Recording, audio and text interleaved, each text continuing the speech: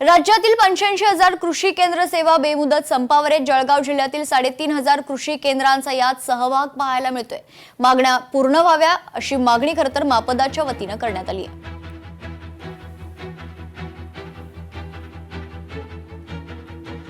महाराष्ट्र राज्य सरकारच्या विरोधामध्ये मापदा संघटनेने या ठिकाणी आंदोलन पुकारलेलं आहे। जळगाव जिल्ह्यातील 3,500 कृषी केंद्र आज संपामध्ये उतरलेले आहेत, तर राज्यामधील 85,000 कृषी केंद्र हे या बेमुदत संपामध्ये उतरलेले आहेत। विनोद तराड ते आपल्यासोबत जुडलेले आहेत।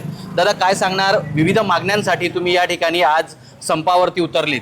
खत कंपन्या आमच्याकडनं अतिरिक्त भाडं वसूल करतात, हे सुद्धा थांबवावं ही एक मागणी आहे। एखाद्या ठिकाणी जर अप्रमाणित बियाणं किंवा काही कीटकनाशक आढळलं तर त्याच्यामध्ये आमच्या कृषी केंद्र चालक सुद्धा आरोपी म्हणून ट्रीट होतो कोर्टात। त्याच्यामध्ये आम्हाला साक्षीदार करण्यात यावं, कारण आम्ही सीलबंद विकलेला आहे, शासनाची परवानगी असलेलंच निविष्ठा विकलेली आहे, त्यामुळे त्याच्यामध्ये आम्हाला साक्षीदार करावं अशी सुद्धा आमची एक मागणी आहे। या अशा सर्व मागण्या घेऊन आम्ही शासनाच्या समोर हे आमच्या बंद पुकारलेला आहे, परंतु याच्यामध्ये शासनाने आतापर्यंत काही दखल घेतलेली नाही आहे। नवीन साथी ॲप जे लॉन्च केलेलं आहे की ज्याच्या माध्यमातून पुढचं बियाणं या ठिकाणी वितरित होणार आहे, तर त्याच्यामध्ये सुद्धा आमची मागणी शासनाला अशी आहे की आपण हे उत्पादक कंपनी आणि पुरवठादार कंपनी यांच्यापर्यंतच फक्त लागू करा। जो शेवटचा घटक आहे आमच्या कृषी केंद्र चालक बियाणे विक्रेता, त्याच्या पॉईंटला हे साथी पोर्टलचं आपण ॲप लागू करून देणार, त्याला सुद्धा आमच्या कडाडीने विरोध आहे। आमचं असं म्हणणं आहे की त्याच्यामध्ये कंपनीला आरोपी करा, आम्हाला साक्षीदार करा, कारण आम्ही सीलबंद आणून सीलबंदच विकलेला आहे, अधिकृत कंपनीचंच विकलेलं आहे, पण तरीसुद्धा तशा पद्धतीच्या कारवाया ह्या आमच्यावरती होत आहे।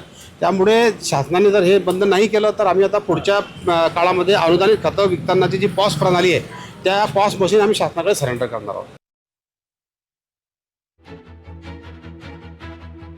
85,000 कृषी केंद्र सेवा बेमुदत संपावर असणार आहेत। या क्षणाची महत्त्वाची बातमी आपण बघतोय। जळगाव जिल्ह्यातील 3,500 कृषी केंद्राचा यात सहभाग आहे।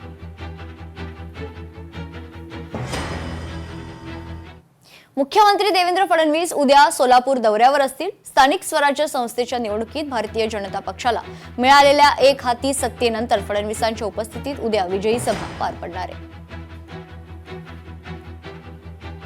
जनता पार्टीला एक ऐतिहासिक यश मिळालं। भारतीय जनता पार्टीला महापालिकेत 102 पैकी 87 नगरसेवक निवडून आले, तसेच जिल्हा परिषदला सुद्धा 38 जिल्हा परिषद सदस्य निवडून आले।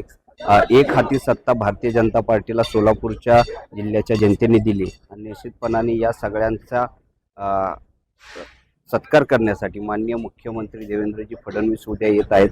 प्रातिनिधिक स्वरूपात महापौर, उपमहापौर, जिल्हा परिषद अध्यक्ष, उपाध्यक्ष, सभापती असं कॅबिनेट असा सगळ्यांचा सत्कार साहेबांच्या वतीने करण्यात येणार आहे। फडणवीसांच्या उपस्थितीत उद्या विजयी सभा पार पडणार आहे। मुख्यमंत्री देवेंद्र फडणवीस उद्या सोलापूर दौऱ्यावर असतील।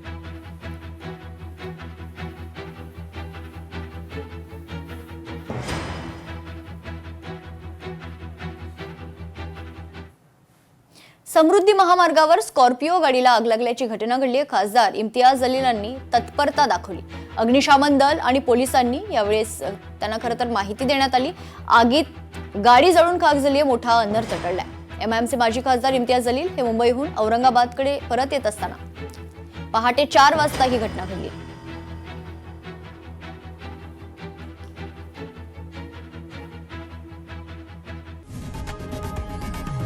लोकशाही मराठी ऐका, पहा, जागरूक रहा।